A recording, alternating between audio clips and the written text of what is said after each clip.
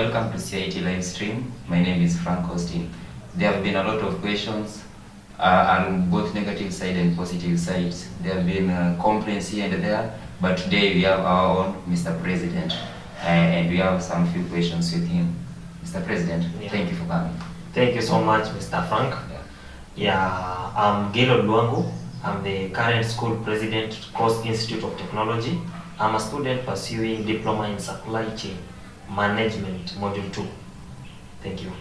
Okay, Mr. President, can you tell us about your leadership journey? Okay, my leadership journey, sincerely speaking, hasn't been an easy journey. It has been a very tedious and a difficult journey for me. But I do believe as a politician and as a leader, you need to have a strategy once you set into politics. Thank you. Okay, there is this complaint about there have been several events being hosted in the institution, and we have a career head, the student's career head. He has been complaining that he's not being involved in those events. What's your take about it? Okay, as a president of this institution, this is my first time being in the office, and so far so good. We have had 2 successful events being run by the Students' Council, we as the leaders. I do believe there is a reason as to why the students elected the Students' Council, and they have got a trust in the Students' Council that there is a way we can manage the students' activity. You get it? I do believe we are leaders responsible enough to manage our own kitties and to manage our own activity in a responsible way, but under the supervision of the administration, through the office of the dean, through the office of the finance office, through the office of the deputy principal administration, and through the chief accounting officer of the institution, who is the school principal. And through that, I do believe, yes, we might be having complaints, but I do believe we have had 2 successful events. There is this allegation concerning your CSS, including the entertainment, the internal affairs. So I don't know if it's true. Maybe you will clarify about it. Okay. There is maybe if there is an event, the CS will only give his friends first priority to take part in the event. Is it true? Actually, it has been a point of concern, and this is a new regime, new administration, and we have to apply new strategies on how we are going to govern this institution. So that has been an issue for the past administration. But in my leadership, as a president, it is my duty to delegate duties to any other minister. We do have respective dockets which have got ministers, respective ministers, who have been elected by the students in their respective dockets. But I, as a president, I cannot let it happen that a certain minister to conduct all the activities in that docket, yet I'm there just to summon and oversee. No. If something goes wrong, the blame automatically comes to the president as the in charge. And I don't want to offend the comrades. The comrades of this institution are great people. The power that the comrades of this institution bestowed unto me, I really appreciate. So, what I've done is, once we have an activity, for instance, the entertainment activity, let me specify, we do have the Freshers Bash. This is an event which lies under the CS entertainment, but one person cannot manage all the activity in that market. We do have a lot of activities. So what I do is, I allocate duties. Other ministers have to chip in to help us have a successful event and to ensure that each and every comrade feel comfortable. Mr. President, if I may interrupt, which plans do you have to promote talents in CIT, or which strategies have you put in place to make sure that CIT fraternity, their talents are being taken care of? Okay, CIT is a great effort, and I, as a president, I'm trying my level best to look at the networks and connection where possible through friendly matches, though it does not lie under my docket, but I'm the president, the overall. I'm working hand in hand with the sports minister, entertainment minister, so that we can nurture the talents Right now we do have the cultural event, cultural festival, which back then wasn't there, but now it is now within the students' kitty, and it is an event which nurtures different talents. People, comrades come together, students come together, they showcase their talent to the cultural, and they are awarded. Some their talents are being seen, and they are in a way we as a council and an institution, we are there to promote their talents in one way or another.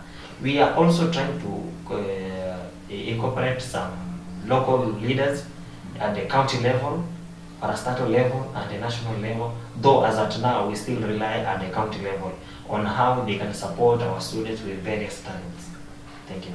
If I may ask, the other day we had Freshers Night, and those people who participated are complaining that they never got their money as you agreed, or their token as they agreed. Maybe to be specific, let me talk of the modelers. Yeah. Those who participated and won, number 1 to 3, they were awarded. But those who never, maybe let me talk of, they never appeared in top 3, they were not awarded. But before, there was an agreement that they will be awarded. What's your take about that? Okay, I do believe we have an agreement, yes, but we also have budgeting of students' activity. For instance, we had a lot of activities during the Freshers Bash, and we had to ensure that all the activities they have been budgeted for. We tried our level best. We might have an activity that will run successfully, but we cannot satisfy each and every comrade at personal level. What am I trying to say? In a scenario, maybe we had 50 or 60 modelers. We have the winners, so how will we be possible to award right away the winners and all the participant in the modeling activity? My question is, you agreed before that you are going to award all of them, all the participants. Then where did the problem come? Okay, Mr. Frank, Yes. I do believe, for instance, we have something known as budgeting. And once budgeting was done, we had some deficit in the budgeting. So we had to come up with a suitable way on how we will award the winners at first. Then, during the forthcoming events, we have to consider all the participants. But this being our first event, I do believe we tried our level best to ensure that we do things in a rightful way. Where the problem comes in is, we might agree to facilitate 15 participants, but the turn-up shoots to around 50. Sincerely speaking, how is that possible? How will we handle such a case? Yeah, with a budget that was limited for specific. Yeah, so that is where the challenge comes from. So have you ever called the modelers and at least tried to explain to them what happened? Exactly. What we did, I decided to send the respective Minister of Entertainment to handle the issue. He explained it very well, but they were not satisfied. I sent CS Finance to handle the issue. Some were satisfied, some never. They still came to me. I explained it clearly to them, and we made it clear. So I do believe as of now, everything is settled concerning that. There is this issue about the students portal, because most of the time you will find students going to crowd around the accounts office. If they want something, let me talk of the transcript, they will go to HOD, make up some lines there, maybe they will stay even until late. What's your take about that? Okay, I want to assure you one thing, that this new council is a council of change. As we speak right now, let me make it loud and clear that I decided to delegate that duty to the CS Education, and as at now is winding up on the process of implementing and ensuring that the students, we had a student portal which was unfunctional, and as at now is working on it at the final stages to ensure that it is functional and be used by the students. The most important thing that I'm targeting through the portal, it is to ensure that the portal, it is through that portal that one can handle his finance and accounts issues, one can handle his registration issues, academic issues regarding results slip, both internal and external, so that at the comfort of each and every component place, you can easily access to many school activities without struggling. This is the new generation, a generation of change, and even CET is changing. I believe change is vital, and this is the time that we have to implement changes in this institution. Yeah. Mr. President, in a yes or no answer, do you love the nature of the school? As of now, I can say yes. Yes. Okay. If yes, what do you love about this school? If I can compare this institution now and when I came, things were worse, Mr. Frank. Things were worse. Speaking about construction of the roads with curb roads, repainting of the institution, new buildings like the new building that you can see, some more classes are there. The services within the institution, at least we feel that we are in a learning institution. But back then, you could get into CET and feel like, is this a local CDF, a new upcoming local CDF primary school or high school back there at the village? But as at now, we feel that even the environment is friendly. The environment itself, it is encouraging. And that what we are targeting, there are more plans to make this institution a great institution. There are more plans. We have already have a proposal. Excuse me, Mr. President, before you continue. Yeah. You have talked about plans. Maybe can you mention just 3 of them? Okay, actually yesterday I paid a visit at the Deputy Principal Administration and I was handed over a strategic plan 2023-2027 of this institution. There are great things coming. We are going to implement things that maybe it won't affect us, or the changes we might not see it now, but we shall see the changes in the near future. I'm a leader that we are going to implement things that they might not benefit us, but they must benefit the coming generation. Because I believe we are the solution to the problems affecting this institution and the entire community. We are the solution to those problems and we must work on them thoroughly. Mr. President, you know you have only talked about the solution, but my question is, can you maybe just tell us the 3 plans that you have, or the 3 strategies that you have put in place? Okay, on that strategic plan. Okay, one of the strategic plans that the administration together with the CITSO has is to ensure that the nature of the roads and the pathways, footpath within the institution have curb roads. Number 2, we are planning about additional of more classes. We also have a plan that one of the blocks, maybe the tourism block, might be changed into an ICT. You get it? Into an innovation and technology center through the ICT department. There are plans coming actually even include the innovation of the student center to make it look like a real student center. Plans to renovate where students are accessing where students watch the games or matches. At least we have a theater that is appreciated by the comments.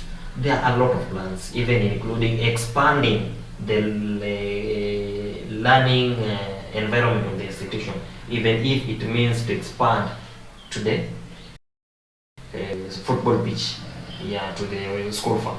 There are plans underway. There are plans to renovate the girls' hostels, the men hostels, including State House, so that they can be in a better condition, where once you get into CET, you feel like you're in a real institution.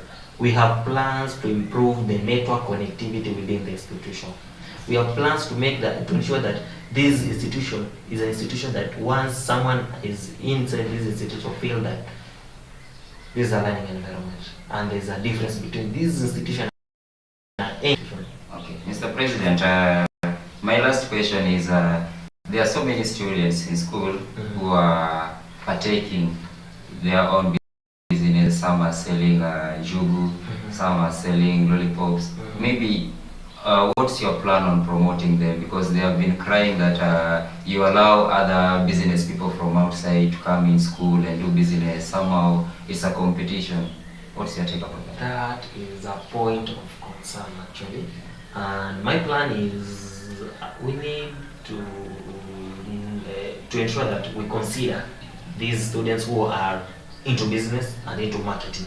For instance, my plan is, at least if at all we can get some containers, we install them at the student center, renovate them well, and made it possible for comrades who are able to do some business within the institution have a strategic place, and one place where they can sell their goods and products to the comrades. So that is a point of concern, and I'm working on it. Plans are underway to ensure that, okay, we do believe we have some outsiders who are doing some business, but we shall have an extensive consultation with the school administration so that comrades can be given a first priority. This is our institution, and it is an institution for the comrades, by the comrades. Yeah. In 2 minutes, maybe as we finish, can you tell the comrades something? Can you promise them anything? Okay. First of all, I want to take this opportunity to thank the entire CAT fraternity for giving me an opportunity to vie for the school president, and also to thank the comrades for standing with me and bestowing me with the power as the school president by turning up in large numbers and voting for me with more than 500 plus votes as the school president. One thing that I want to assure you people is that I'm not going to let you down regardless of anything. This is just a starting point. But I want to ensure that each and every comrade feel that he or she is part and parcel of this institution. Say it is an institution, as we are planning transforming this institution into a national polytechnic. We should need to be part of this change, and we are going to have great things coming our way. What I want to say is that thank you guys for always being there for me, and I want to assure you the best